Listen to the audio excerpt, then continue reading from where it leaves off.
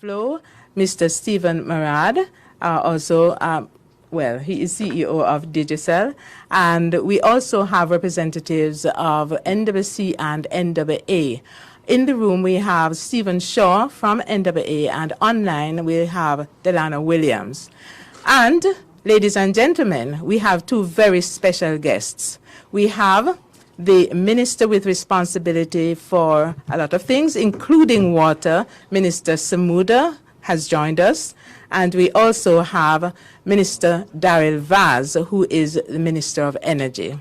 Now, we have a powerful panel of speakers, and that's because this is a very significant event that Jamaica is bracing for. And it's important that we all stand together and speak with one voice with regards to how we're preparing for this event. I'm going to hand over to the CEO of JPS, Mr. Hugh Grant, who will start us off. Thank you, Winsome. Minister Vaz, Minister Samuda, media personnel, my fellow utility leaders and partners, ladies and gentlemen, good morning.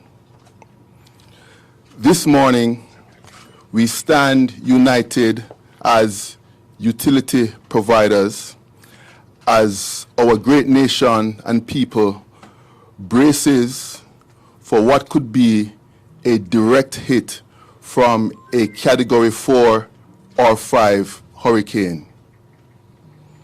We know that you are concerned about your loved ones, your homes, your businesses, and that's why we are here today to provide you with an update as essential service providers, as we also know that you're concerned about your light, you are concerned about your telecommunications, and you are concerned about your water. We're here to reassure you that we stand united and we stand prepared. One of the great learnings that we had in the aftermath of Hurricane Beryl was an opportunity for us to have stronger partnerships, do drills, and stand united to share the lens of our various spaces given the great interdependencies.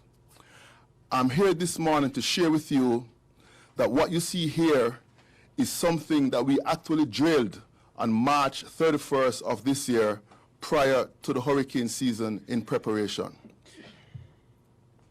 In regards to what to expect in the aftermath of a hurricane, as I said, we stand prepared.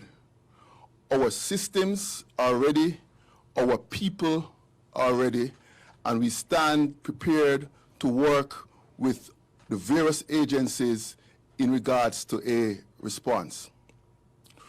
We have all mobilized our incident command structures, and we have personnel working 24/7 to facilitate a safe and timely response.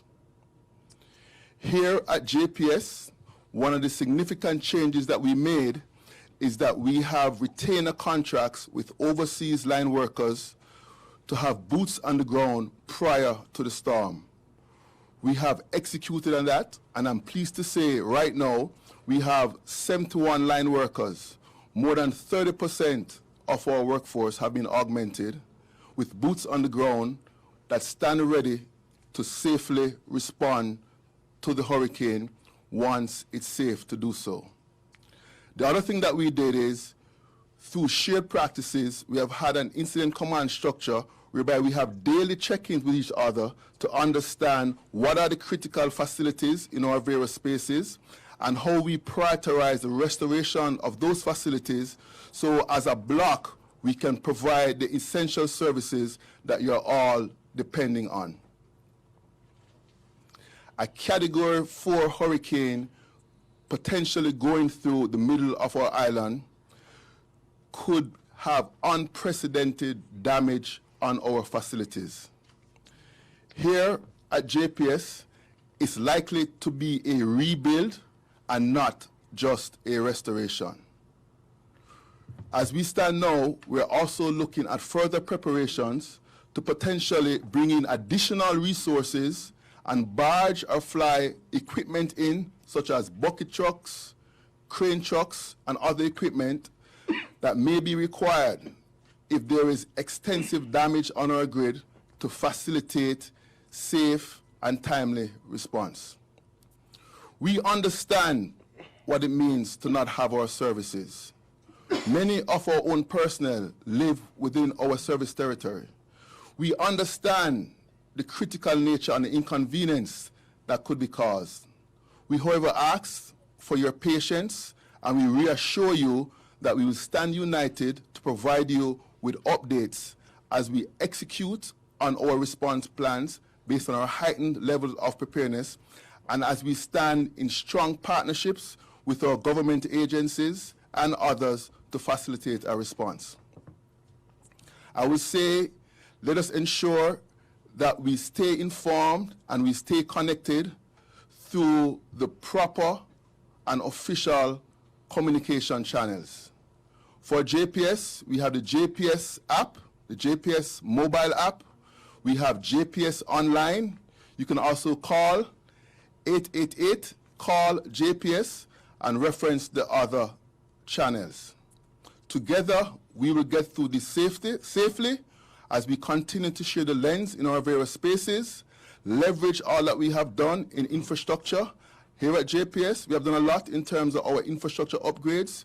We have not only rolled out smart meters 100% across the system, but however, we have installed smart devices on our systems that would help to minimize outage durations, and in some cases for critical loads such as hospitals and telecommunications to transfer over to alternate supplies in order to maintain supply. I'll just share one quick thing before we close. An example coming out of one of our drills is that we learned here at JPS that the National Water Commission has loading bays whereby they are prepared to have potable water out to the communities if pumps are down. Those loading bays require power. So we now have that on our radar as one of our critical sites that we will prioritize in terms of our restoration to ensure that water can also get to you. Thank you for listening. Be safe, be well, and be reassured that we stand united, we stand aligned, we stand as strong partners to ensure that to the best of our abilities, we'll provide you with our essential services during these unprecedented storms within the likelihood of significant impact. Thank you very much, everyone. Thank you very much, Hugh.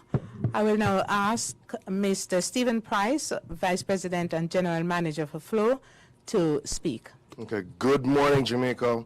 I really want to say a special thank you to Sir Grant and his JPS team for really inviting us and giving us the opportunity to speak today.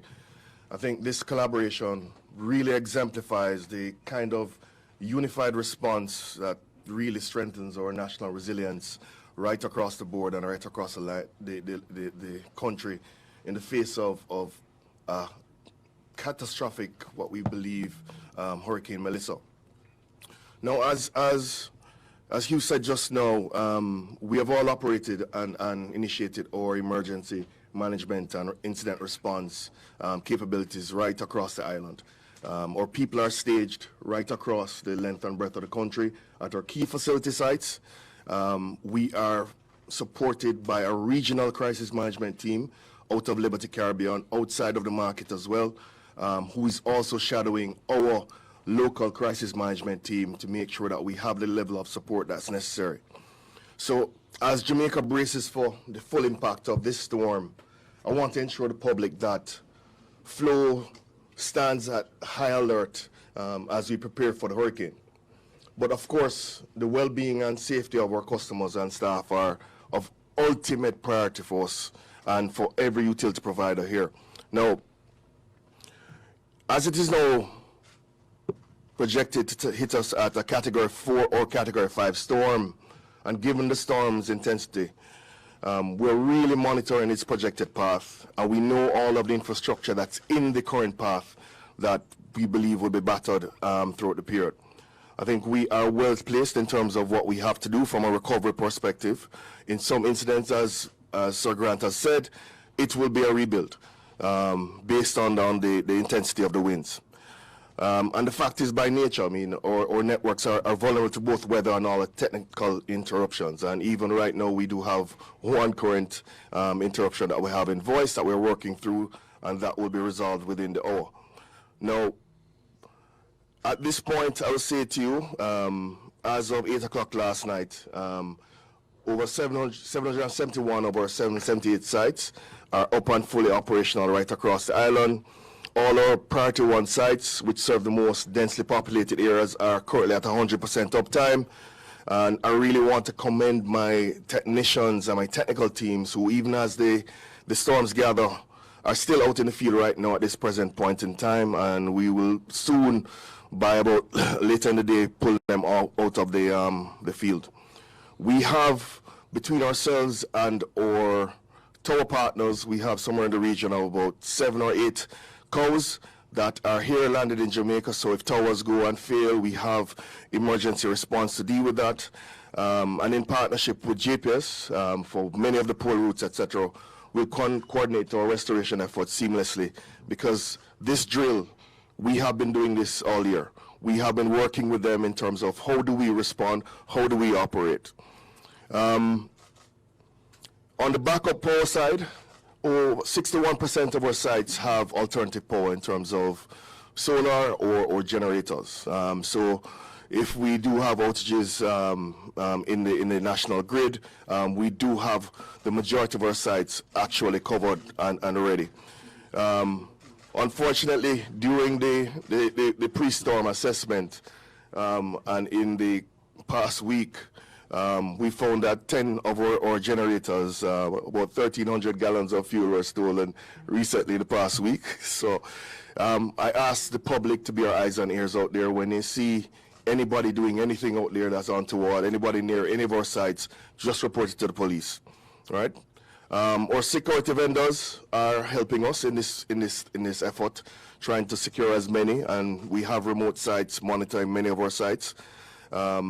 Or 3,500 nodes right across the network supporting our fixed network, giving you your fiber and HFC internet, are all up and running, and we are really satisfied in terms of the work that we have done there. For our aerial to underground project, as you know, last year, one of the challenges which faced our major partner, JPS and Digicel, was that a particular route that we had, Spurtree, Mandeville, we had major issues there. I would have to say that Porous, Spurtree, Sandy Bay, Mandeville, they're all underground now, so it's a much more resilient network. Our Emergency Operations Center, as I said, is fully operational.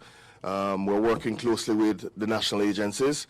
We provided SIMs, credit, and handsets to support emergency response teams. And our emergency lines are open 24/7 at our Emergency Operations Center. And those numbers are 876-929-9834 and 876-929-9837. Our technical teams are positioned strategically right across the island at our major sites. And as soon as we have the all clear from ODPEM, we will start the process of heading out into the field. And that's very important. I know Sir Grant didn't say it just now. As soon as the all clear is given, that's when we can go out there to make sure that we start the assessment. And the initial assessment usually takes somewhere in the region about 36, 48 hours to go through to make sure we understand. Even while that is going on, however, we will try to do as many of the quick wins as possible. We have technicians staged in Panama, over 30 that we're working through. Those will assist us in terms of as soon as the all clear is given, airports are open, they will fly in with equipment and tools to support our teams here to make sure that we are operating. And obviously we all have our prioritizations, matrices in terms of who we serve, who we hit first. Health, security, government, or major partners themselves, obviously the financial industry, those things are high priorities for us as we go through, and we all have those bedded down and planned in our emergency response. I want to say what we commit to, and this is one step in that direction, is communicating at all times with you. We will be transparent, we'll be open, we'll let you know what's happening, and we will over-communicate in times. What we'll also say is that we understand the importance that connectivity plays in our life. It's not lost on us. It's not lost on any of the providers here. And we've made significant investments in infrastructure, trained our teams, built strong partnerships, and we are ready for the response, I will say. But please keep safe. No venturing out into the streets to sightsee. Please, this is a Category 4 storm. We want everybody to be here when it's done. When Flight Jamaica lands at the end of the storm, we want all souls to be accounted for. Please, nothing silly. We want to make sure that everybody is back with us on the other side. Thank you very much. Thank you very much. We'll now have Stephen Marad, CEO of Digicel. Morning, Minister Vaz. Morning, Minister Samuda. Thank you for coming today. And more importantly, good morning, Jamaica. Digicel Jamaica stands firmly with all of its customers, but most importantly, now is not the time to have any divide. We stand as a uniform utility providers. There's Stephen, Hugh, and obviously Stephen's here as well, and Delano's online as well. But now is not the time for any commercial differences. Now is the time that we stand united. We would have said exactly the same post-Hurricane Beryl. Like all of us, I think we've learned a lesson. I myself have been through 3 Category 5s in 2017 in terms of Hurricane Irma and Maria, and also through Hurricane Beryl here last year, and all of the learns are really apparent. I want to just stress a few things around that.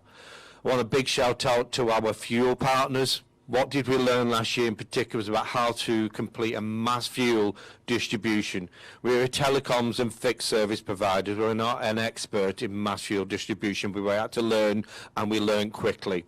We segmented the country into 5 areas to enable us to do that. And I want a big shout out to Petrojam, Petcom, Rubis and Johnson's who really stepped up for us, and I know they're going to step up for us again. Just in terms of our infrastructure, we would have added another 150 generators on the back of obviously what happened to us last year. So that's almost 70%. So we have 925 towers across Jamaica. On the lithium battery, I added about another 50 of them. So we've almost got 96% of the network. But please, I want to stress, lithium batteries would only last 3 to 6 hours.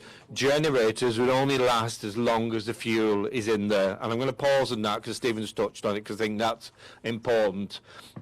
You'd probably remind you of hearing me, whether it be at the cabinet meeting or parliament, or anybody wanted to listen to me. St Anne's was the best example I could give you.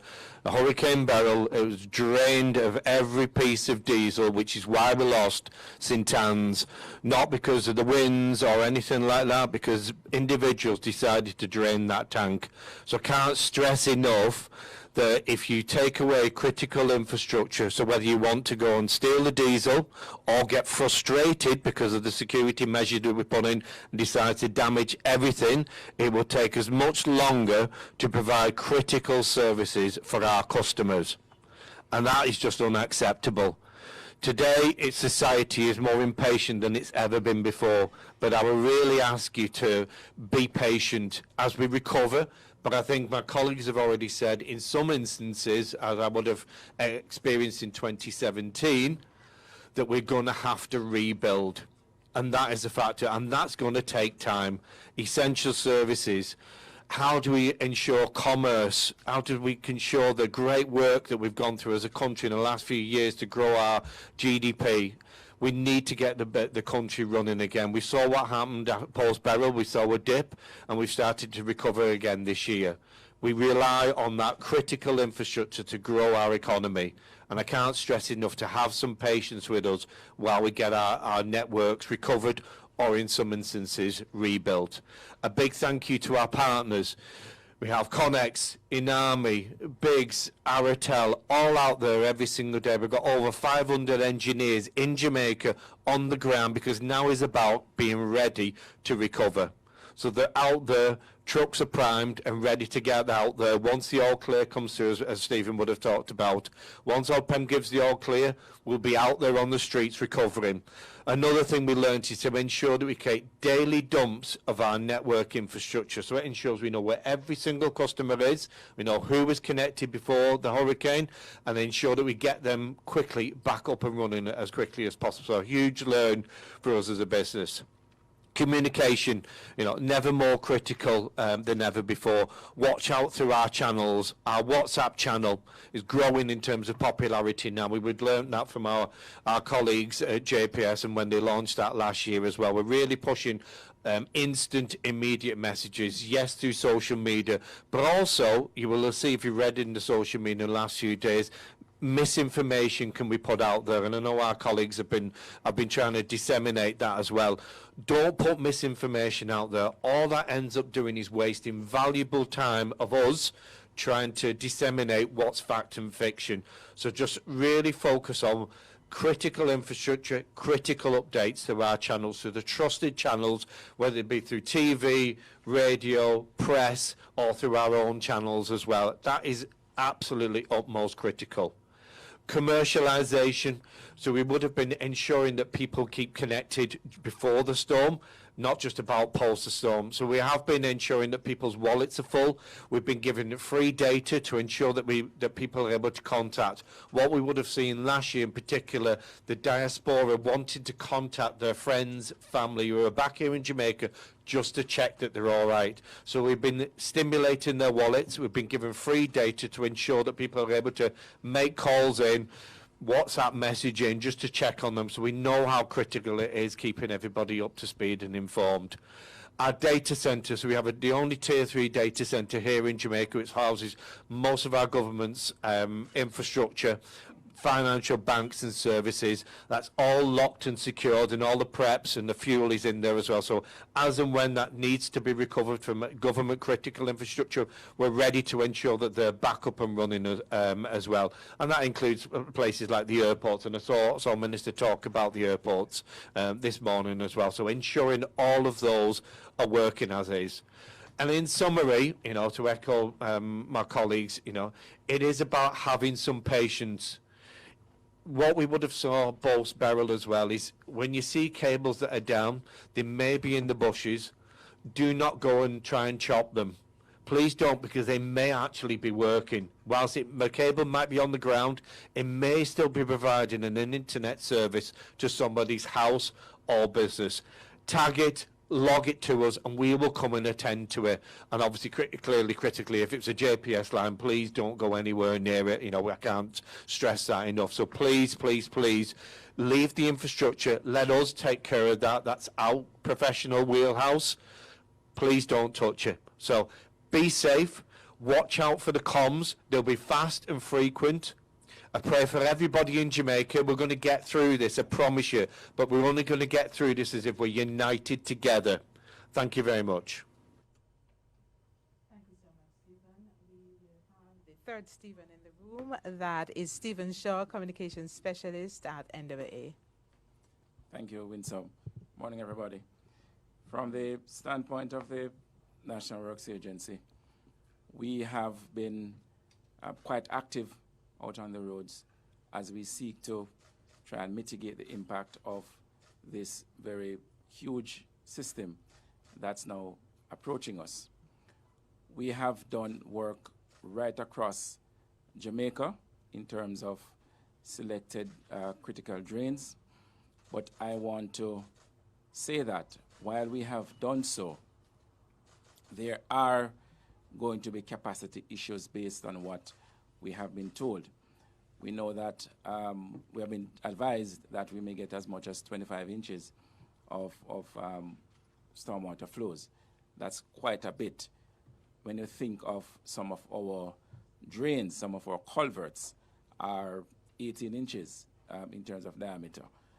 We have bigger drains. We have been making the infrastructure newer in terms of the works that we have undertaken in recent times, whether through Spark or CAPEX or other, the maintenance of secondary roads program, through what all the government programs that we have implemented, we have sought to make our network in terms of our drains more resilient. But there is likely to be flooding. We have areas that are low-lying, and naturally you may find flooding in those areas. But what we have sought to do is to ensure that at the back end of the system, we can be back on in business as quickly as possible. So what does that mean? It means, therefore, that where a corridor might have been impassable for 3 days, it may only be impassable for half of a day because of the nature of the work that we have done. We have built a number of new structures, new systems, and we hope that they'll help us to mitigate the impact of this system. Now, that's on the case on the side of flooding. There's likely to be down trees, and with that sometimes come down power lines, JPSCO flow, and so on. They may very well be impacted, and so the utilities depend on us. We have been mobilized. We are, in terms of persons with power saws, with trucks, we may have to cut and push our way through to ensure that the utility companies can go in and have the services restored as quickly as possible. So it is really a joined up effort. We know the importance of our work, and we are working with all concerned to ensure that the country is not left hobbling for too long based on what we have to do.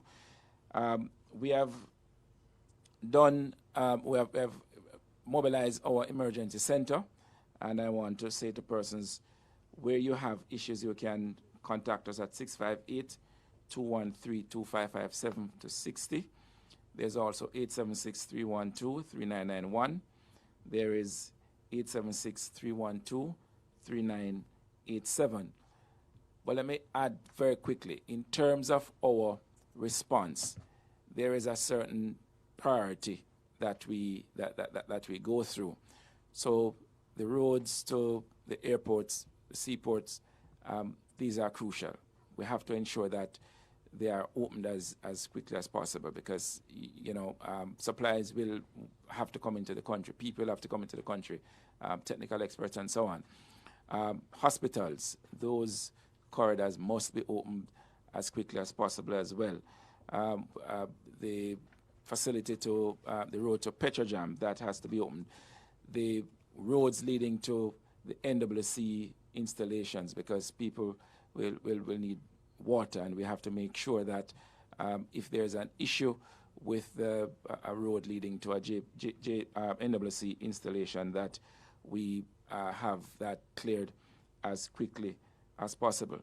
We have already started receiving reports of roads being blocked. We have responded to those, and we are committed to doing so right throughout this event. Thank you.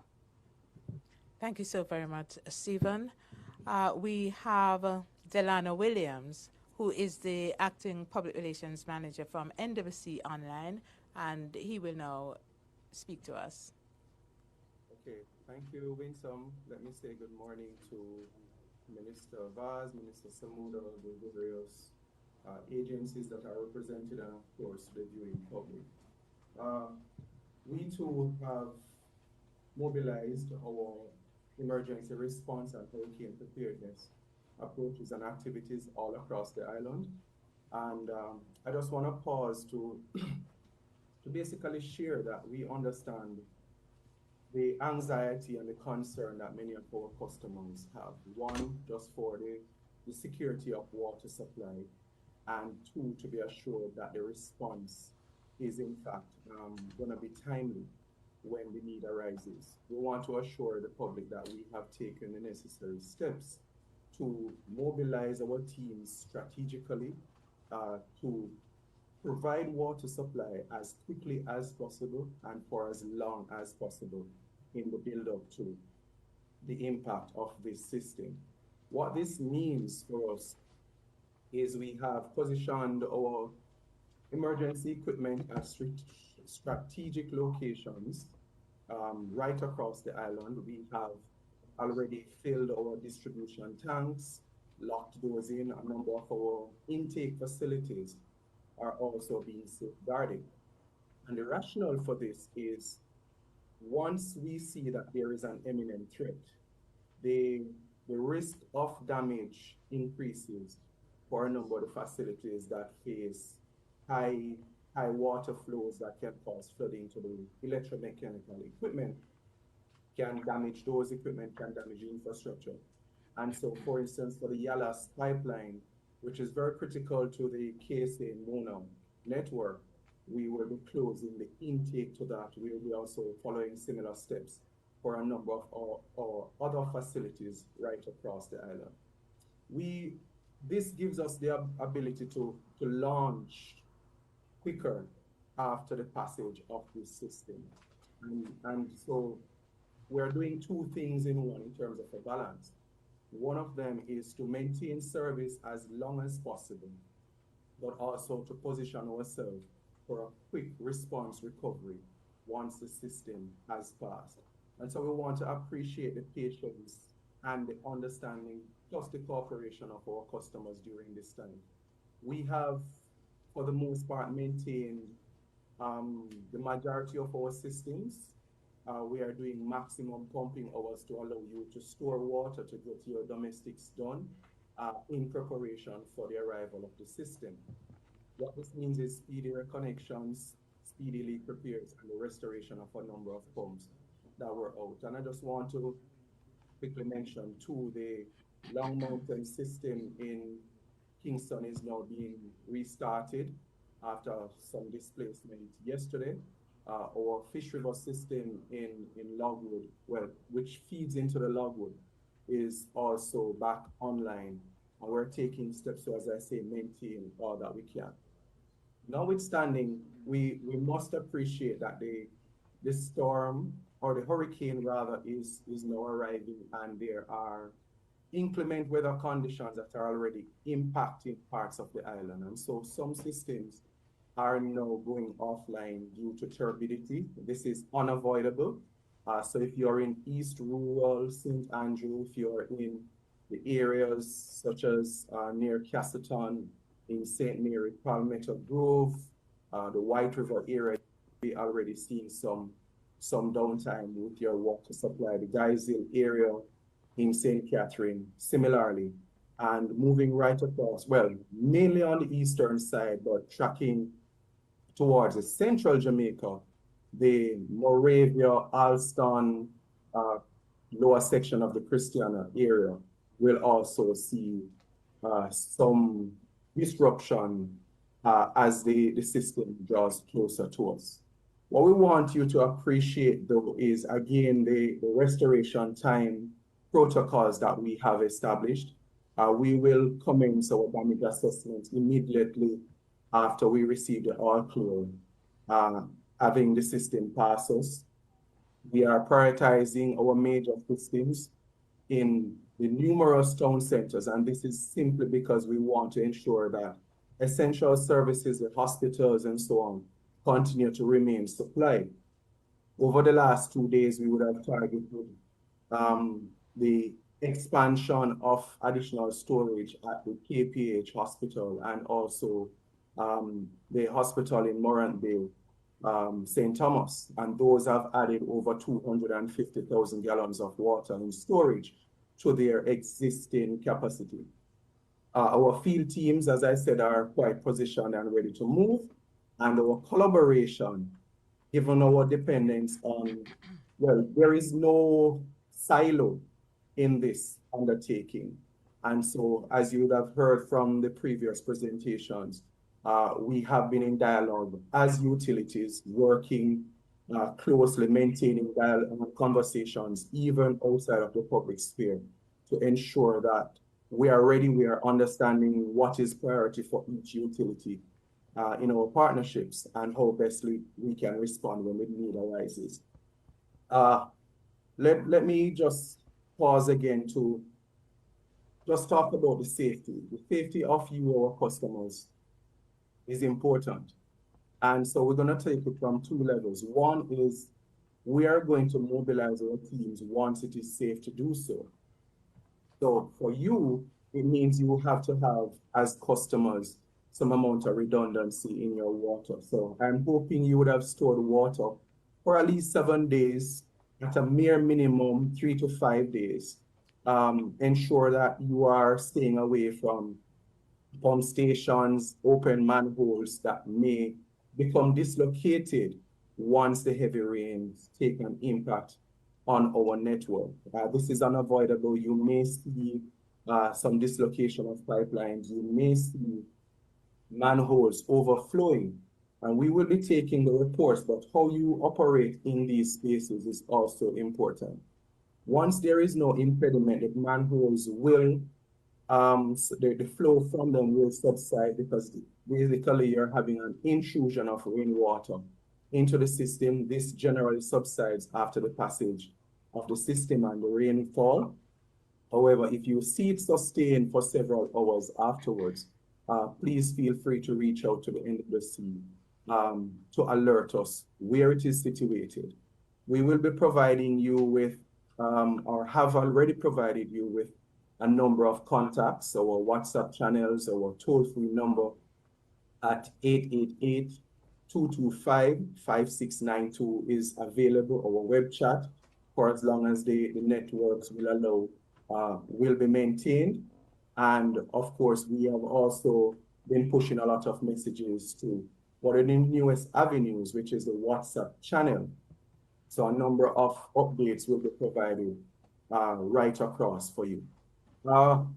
We obviously, as I said, as I close, have taken many steps, but I want to leave it with you that we will still be vulnerable, because we have surface sources, mainly rivers and springs. The pipelines in some places may become prone to land slippages.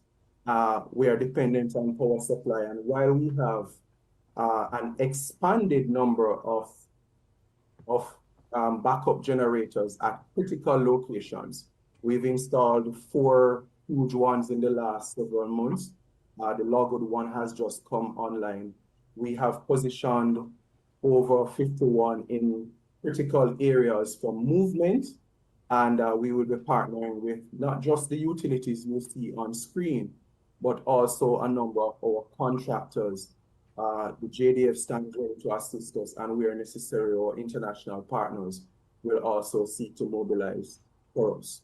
So we're taking the system very seriously, but we also want you to appreciate that we're taking water supply to you even more seriously, and all the steps that we can possibly take will be implemented and carried out in a safe manner. We're wishing Jamaica at this time our absolute prayers. Our teams are ready, and we want you to be ready as well as we partner through this very, very difficult time. God bless you and take care. Thank you so very much, Delano. Ladies and gentlemen, you see, there are clearly a lot of interdependencies among the utilities and our partnering agencies. It's absolutely critical for us to work together, and that's why we're here. We're now going to move over to our ministers of government. I will start with Minister Matthew Samuda, who is Minister of Water, Environment, and Climate Change. Good morning, Winsome, and thank you. Allow me to acknowledge colleague Minister Daryl Vaz and heads of our utilities, representatives of NWC and NWA, members of the media. I think what you see on display here this morning is not just the interdependence, but the interworking nature of these agencies, and the fact that they've acknowledged that there's a serious crisis and that we are at risk from a Category 4 hurricane, and they're working seamlessly together to prepare, to monitor what actually does take place, and to ensure that beyond what takes place, we're able to recover as fast as is humanly possible. I want to thank the agencies for their post-burial commitment to building greater resilience into their systems. I want to also thank them for taking this particular threat seriously, because once we were alerted to it by the Met Service, I think everybody's emergency protocols went into place a little earlier than they would have in the case of hurricane burials. So we are happy with the work that has been done so far. We're obviously still praying for the best and hoping that Hurricane Melissa will somehow decide to leave us alone. But that does not appear to be the case. I want to echo Stephen's warnings and calls for persons to be sensible. This is not a time for sightseeing. This is a time for duty of care. This is a time for you to take care of your home, your family, your loved ones, and your neighbors. It's not a time to be moving around. As Mr. Shaw would have said, we're already experiencing some land slippage. We're already seeing some roads being blocked. As I said, not the time to explore. But I want to focus just a little bit on water. Water is life. And you'd have heard from Delana the varying plans that we have. But I do want to assure all of the National Water Commission's customers, all of the customers of rural water systems usually run by municipalities, that we're monitoring very carefully the situation that will affect them. As has been said before, but I think needs to be reiterated, we've been working very closely with the JPS over the last 12 months. They're fully aware, I believe, Mr. Grant, of all of our critical infrastructure. They know our priorities in terms of number of customers that come on with each pumping system. And particularly important, the JPS is also very clear on which parts of their system have to be up for us to supply hospitals, infirmaries, places of detention, places of safety. So we're working very closely to make sure that their restoration or rebuild plans take into consideration critical infrastructure first, and then the largest areas to bring on the most customers first. We have also committed to resilience. The government has identified over 50 generators, privately held, post-burial, that are within our specs that can help us to bring back on just about 80% of our customers within 3 days of the all clear. Now, that won't be brought on with 24 hours a day service, as generators need rest time, etc., but it will allow us to restore service and allow persons to fill their storage tanks very quickly. The nature of Jamaica's population is that 80% does live within the coast, within 5 kilometers of the coast. There will be some disruption. There is no way around that. The other 20% is scattered, so the other 20% are served by scattered water systems. That will take some time. We do have 4 mobile generators that we've also made arrangements with to go to some of these more remote communities after. So even before JPS has completed its work, we will give them some water to make sure they're able to backfill. Beyond that, as Delana would have mentioned, we've made our own investments and brought on some major generators for some of our major plants. So areas like Logwood that serves Hanover and Western Westmoreland. Areas certainly within the Mona treatment plant and indeed the Hermitage treatment plant. Of course, our springs out from the Rio Cobre are on generator. This will allow us to restart very quickly. Of course, there will be some disruptions. We do expect levels of turbidity from our groundwater systems that will need to settle a few days after. But we're working very closely with all of our partners. We've established communication mechanisms. Flow and Digicel are well aware of our communication needs at the Water Commission, so that they're able to also support us with that. There's a lot at stake over the next few days. We encourage persons to listen to official sources for information. Nationally, those sources start with the GIS, the Office of the Prime Minister, the Ministry of Education and Information, of course, the Ministry of Science, Energy and Technology, Transport rather, the Ministry of Water, Environment and Climate Change, the Prime Minister's accounts, Minister's direct accounts, and of course, as it relates to service providers, please take information from their official pages and not from screenshots that people tend to circulate in WhatsApp groups. We beg of you, check official sources. Misinformation is already the order of the day, despite our pleas. And we also, in closing, ask that as you see something that gives you concern, someone going up to a cell site, someone heading to one of the JPS sites, someone going to one of NWC sites with generators that doesn't fit not usually in that community, please alert the police and alert the service provider. It doesn't make sense that you don't have water, you don't have cell service, not because we didn't prepare, but because someone chose to steal the fuel. We beg of you, Jamaica, keep safe. God bless. Thank you so much, Minister Samuda. And finally, we have our Minister of Energy, who will now speak.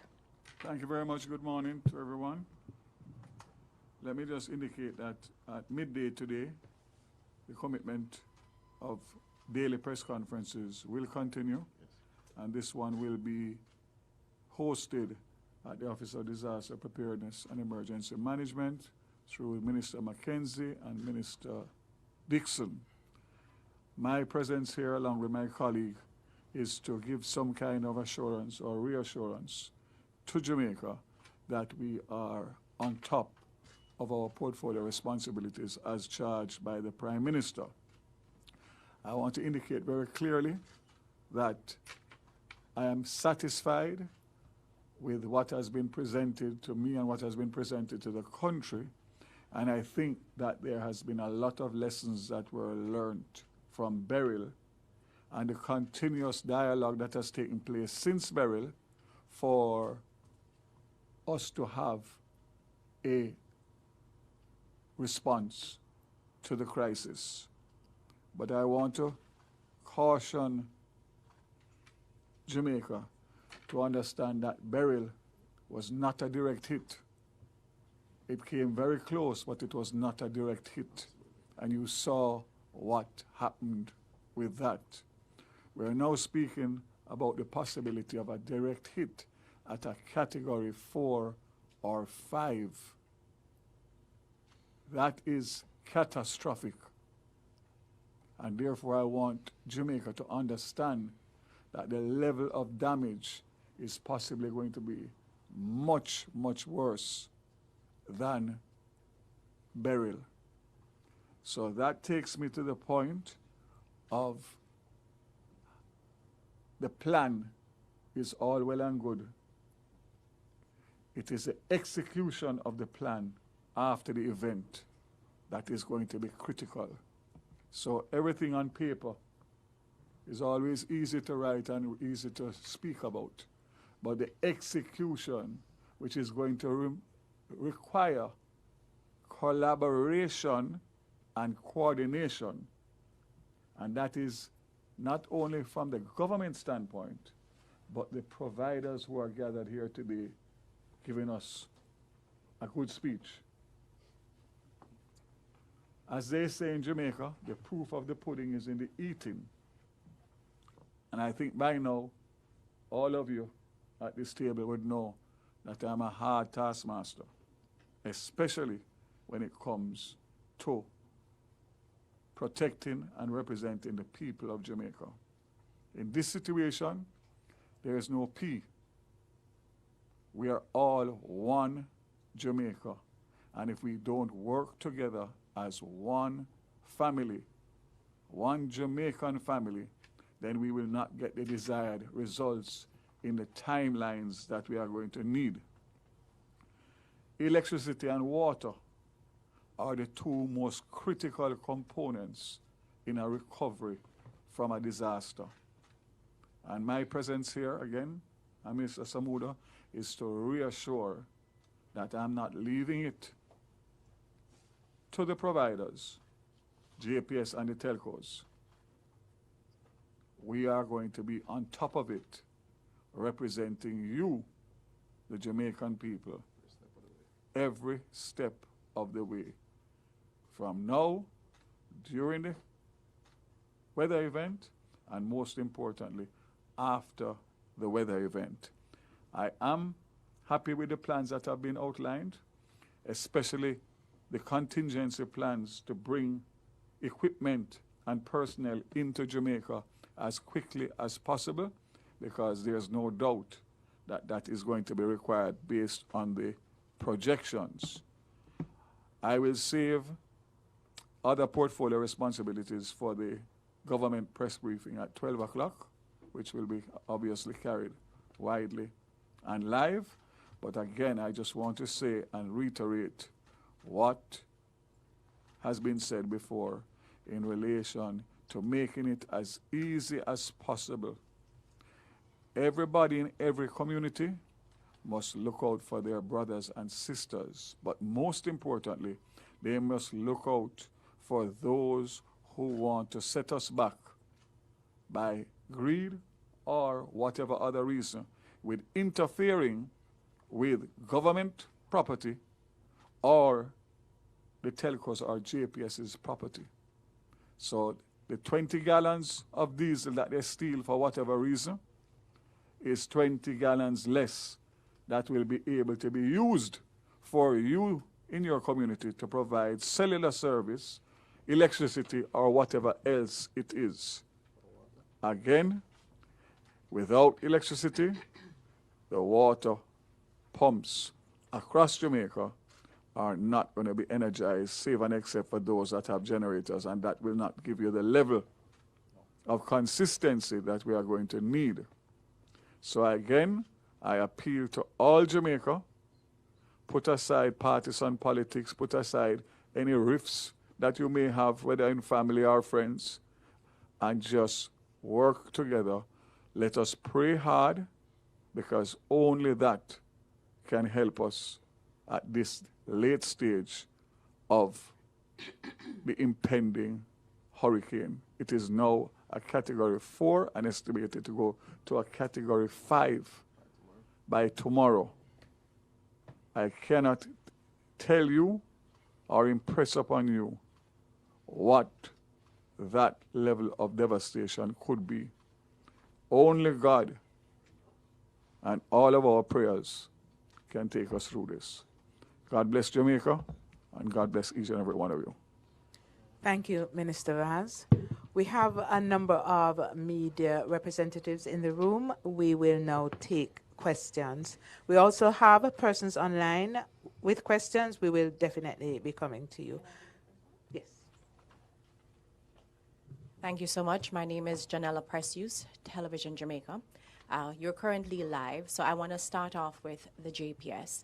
One of the questions that we've been getting a lot is, at what point when the hurricane makes landfall will you decide to turn off the entire grid? That's the first question.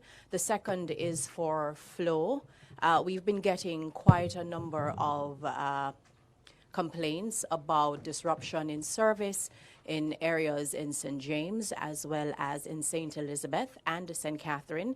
Can you give us an update on that? I will not hog the show, so I will just start with these two. No, thank you for that question. I appreciate it.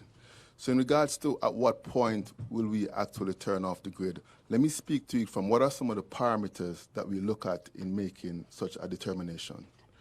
As we think about that, we have to think about the stability of the grid. And a fundamental thing in terms of grid stability is matching the actual ability to serve customers with the generation output in order to maintain a particular frequency.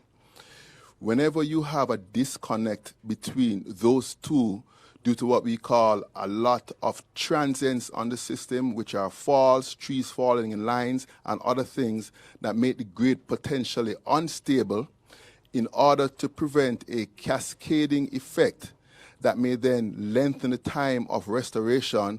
At that point in time, the system operations team may make a decision to then shut down the grid. But let me reassure you that we are prepared to do all that we can to the best capabilities to safely keep the grid up and running to serve the load. With that being said, however, in parallel with that, we also have plans to, say, potentially island the grid. What does that look like? So say you have a case whereby you have significant faults and significant impact based on the devastation on the grid by this Category 4 or 5 system in the corporate area. We are also prepared to potentially island, whereby we'll separate the corporate area from, say, Montego Bay, and you have the grid operating in two separate islands, whereby at one point you may have to shut down one particular area, you leave one up. But what that does is, once there is an opportunity to restore, it leads to a safer and more timely restoration. So to sum it up, we are prepared based on the changing conditions to make that decision. We don't want to have an unstable grid that can be in oscillation and then that can have a cascading effect. We are prepared to island the grid to allow stable service. In all cases, however, the focus is on the safety and the stability of the grid to reliably serve our customers. I'll just add one thing. Another factor that could inform that is the significant storm surges. We just heard that we're expecting storm surges of over 17 feet at some of our generating stations. Generating stations online right now are being supplied by alternate diesel oil and heavy fuel oil. If it's a case where the storm surges of such that it supersedes the levels of our generators, that may also be reason to shut down, because then you won't have the generation available. We have taken significant steps in items such as mobile high-velocity pumps, sandbags, ensure drains are cleared to facilitate our generating stations being online. Right now, to give you a feel of our generation mix, we are, in terms of renewables, we are curtailed more than 99%. So of the 150 megawatts of renewables that we have on our system, 100 megawatt wind, 50 megawatt solar, we're only getting approximately 1 megawatt due to cloud cover and due to the need to lock out wind turbines for safety reasons. So we can't depend on renewables right now. We also do not have our liquefied natural gas facilities, as they have had to demobilize for safety reasons based on the Port Authority and the Harbour Master, so that vessel is gone. So we're now burning alternate diesel oil and heavy fuel oil to serve our load of approximately 550 megawatts. But we do have a reserve margin, as we have been prepared for this. Our storage levels are there. We have a reserve margin of approximately 18%. So we still stand ready with some flexibility to serve, but it would be a moment in time decision based on the grid impact and based on the need to then put in place our plans to facilitate safe and timely restoration. Hope that answered your question. Thank you. We are aware that some of our customers are having the mobile voice issues currently on the network. The problem occurred somewhere around 7 a.m. this morning. Our teams are on the matter right now. They are working through to make sure. But be rest assured that we will have this up in the next couple of hours. We're working, mobile data is fully active and running and working, WhatsApp, all those things, monitoring all the websites, etc., and all the updates, those are working correctly. But this is affecting some of our customers, so we're working on that. But even as I speak here this morning, I just want to show you something. I don't know if anybody can see this. This is Red Hills Road, Cashepack, where, for instance, vandals this morning went in and stole cables right along Red Hills Road from Cashepack all the way up.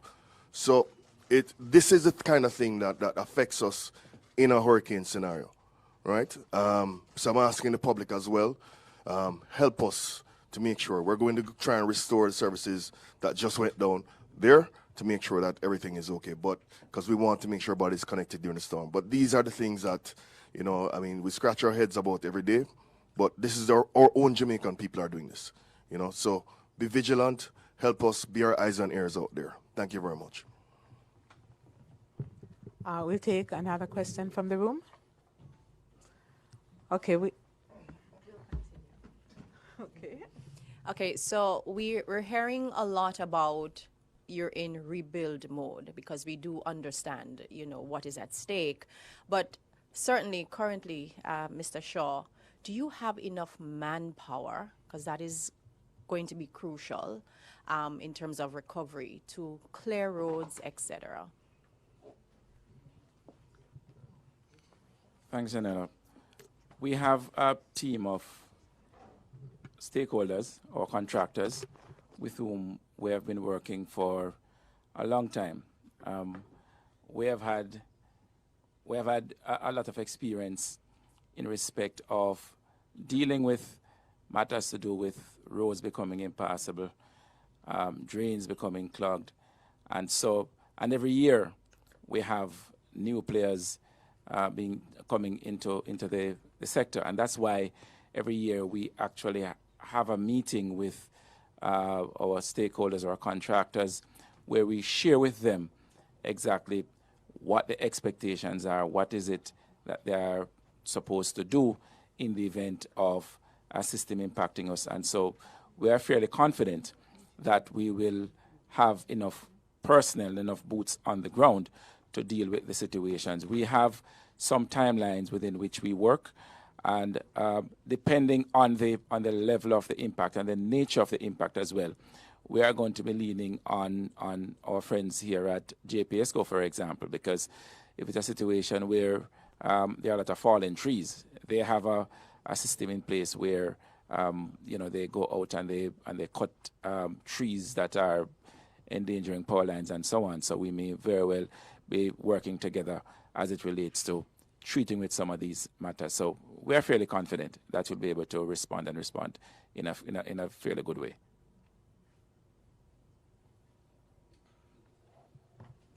Just on that note, Stephen, there are reports specifically from Portland of landslides that will affect the accessibility of the telcos to get to their sites. It is imperative that that be dealt with today prior to the weather event, because once that comes, obviously it won't. So I just say that I think coming out of this meeting, a report should be generated by the telcos in relation to any roads accessibility that they have that would need to be treated with as a matter of urgency, and that would have to be dealt with as a priority before the weather event. I've gotten reports in Portland. I'm sure other parishes have the same problem, but I guess you would get those reports directly through your phone lines, etc. Sorry, so what exactly is the situation now in Portland, just for clarity? There's a 1 or 2 landslides in the Buff Bay Valley, which is from Buff Bay that takes you all the way back to Newcastle, which is one road, one access in and one access out. And there's cell sites along that stretch that would be impacted in terms of accessibility, not to mention, obviously, access to shelters, etc., etc. So I'm just raising that since we are all here and prior to leaving, we should be in a position to indicate across Jamaica which roads are creating access problems for the telcos or JPS. Are you aware of those particular landslides and what, if anything, is being done about it? Well, there's a response through the local NWA parish office, which would have the protocols established for disasters. So I'm hopeful that those would have been action already. If not, obviously, will be action now. But I'm not limiting it to Portland. I'm saying across the island, based on weather that we have had over the last few days, there would be other situations such as this that would need to be prioritized as critical in terms of the preparations for the impending weather event. Follow up to you, Mr. Shaw. Where else right now specifically are you aware of landslides or land slippages right now? Just the areas mentioned by Minister Vaz just now. Our team in the Operations Center, they are monitoring the situations. I know we had trees impacting roads in St. Anne and in St. Thomas. And so the area that Minister Vaz spoke about just now, Gio, is one that is highly susceptible to landslides. And we will have to continue to monitor that area. I want to also say that we will respond to each and every situation as long as it is safe for the team or the teams on the ground so to do. We have to ensure that we monitor the situations and respond accordingly, because if the system, in the height of the system, I don't think we'll be able to go out into any area to try and clear blockage or anything like that. But certainly, once it is safe for us to respond, we will. And the areas that Minister Vaz had spoken about, crucial. There's a school in this space as well that is a potential shelter. We have to treat with those areas and treat with them like now. You know, I'm just thinking aloud. Stephen, you mentioned the vandalism that has started already. And thinking that maybe what we need to do is have a specific hotline to report vandalism, coordinated with the police and the telcos and JPS. So discuss that with me after the press conference. I think that we need to be activated like now because it's going to happen. There's no ifs, ands, or buts about it. Follow up for you as well, Flo. The issues that people are experiencing now with service and network, is that connected or related to the vandalism that I mentioned? No, it's not related to that vandalism. It's a technology challenge that we're having right now. We hope to get it up in 2 hours. So it's not all our base. It's some of our base. But it will definitely be up and running because we don't want anybody to be out of contact during the storm. Yeah. And for Digicel, any reports of vandalism? Not this morning. Minister Vaz, Arthur Hall from the Jamaica Observer. Have you started discussions with the JPS to release them from their guaranteed standards as Melissa approaches? I've had discussions with the president, informal discussions just during the last couple of hours. The government is prepared to do whatever it needs to do to facilitate the quickest restoration of JPS and the telcos. We stand committed. Whatever has to be done will be done, and we will treat this with the urgency that needs to be based on the fact that this is a disaster, and in disaster, you have to act quickly to be able to respond. So you have that commitment. The people of Jamaica have that commitment that whatever it is needed to legally deal with the issues in terms of force majeure, etc., will be dealt with this. My pen has a lot of ink. Thank you so very much. I think we have some questions from our online participants. Audrey, would you? Sure. So this is from YouTube, and it's for both Digicel and Flo. The person wants to know if I have a generator and power goes, will I still have internet/cable?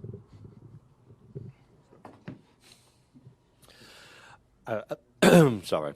It's not a straightforward answer, unfortunately, because you got to think about it. You got to think at start at the core network first. If the core network is operational, then the service will be sent. So I think obviously you've got a mobile network and you've got a fixed network as well. So if there is power at the mobile network, then obviously that will work. If there is power at the fiber network, then also that will work as well. But if one of those links is down, in essence, then it doesn't matter whether you do or you don't have power at the house. Cool. On our fiber homes, as long as you have power based on the connectivity, you should have. In some instances, obviously, on our HFC network, it's power dependent. So once batteries run out in some of those instances, they will go. But obviously, it's quite power dependent. We have over 400,000 homes that are passed by fiber. Those will largely stay up from that perspective. Those serve directly as long as you have generator power. But on the HFC network, which is a corporate area particularly, once batteries go down, which we have consistent supply for at least 6 to 8 hours, it will stay up. Thank you very much. The other question, they're asking for a reminder. Some people can't find it. Where are the telecoms WhatsApp channels? I know you also have comms representatives here as well. So if they can just say it so that those who are listening can know where to find the WhatsApp channels. Okay, the WhatsApp line for Flo, 620-2200. That's 620-2200. 876. Right, thank you very much. So for us, 876, I was going to do +1 then, but I won't. 876-355-5000. But if you go onto WhatsApp and you look in the channel button, this is generally to the bottom left, you could search for Digicel Jamaica, and then you can follow the channel. But I think also there's some great channels that the ministers have talked about as well, JAS and OddPEM, etc. as well. I think that's really important as well. Obviously, you can call us in the old-fashioned way as well, 876-619-5000 or 100 from your phone as well. Thank you. Thank you very much. And just for clarification, it's a WhatsApp line. It's a customer service line, not a channel, but a customer service line. Thank you so much for that. I just have one closing remark to make. There are many Jamaicans that have never experienced a hurricane, the younger generation. The last major hurricane of this magnitude was Gilbert 37 years ago. So you have a large population that has never experienced a category 4 or 5. The eye of the hurricane brings a lull in wind and rain, and it is dangerous as persons will feel that the hurricane is over, and they will go outside to check on their houses or drive to check on family if they can, and the hurricane will return in short order and you will be caught off guard. That is where many lives have been lost in previous hurricanes. So again, I'm making an appeal, especially to those younger persons who have never experienced a category 4 or 5 hurricane. Remain indoors until such time as the hurricane has passed. It has left Jamaica. If you get caught in the eye, you are in danger of injury or death. Again, God bless Jamaica, and I pray for each and every Jamaican. Thank you so very much, Minister Vaz. We will be closing now, and as I wrap, I'll just underscore this note of being very, very careful. This is likely to be catastrophic. You have heard that word used many times. We pray for the best, but we're preparing for anything. And the plans are good.